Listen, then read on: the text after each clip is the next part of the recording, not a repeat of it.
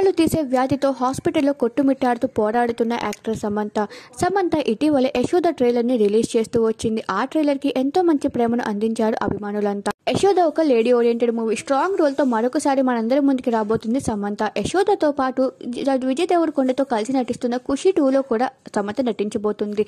అయితే ఇంత బిజీ షెడ్యూల్లో చాలా రోజుల నుంచి సమంత తన వర్క్ నుంచి బ్రేక్ తీసుకోవడమే కాకుండా సోషల్ మీడియాలో కూడా తనకు సంబంధించి ఏ ఒక్క అప్డేట్ని కూడా షేర్ చేసుకోలేదు. ఎప్పుడు సోషల్ మీడియాలో యాక్టివ్గా ఉండే సమంత సడన్ గా తను ఆఫ్లైన్ అవ్వడానికి గల కారణం ఏంటి అన్నది చాలా మంది ఆలోచిస్తూ ఉన్నారు.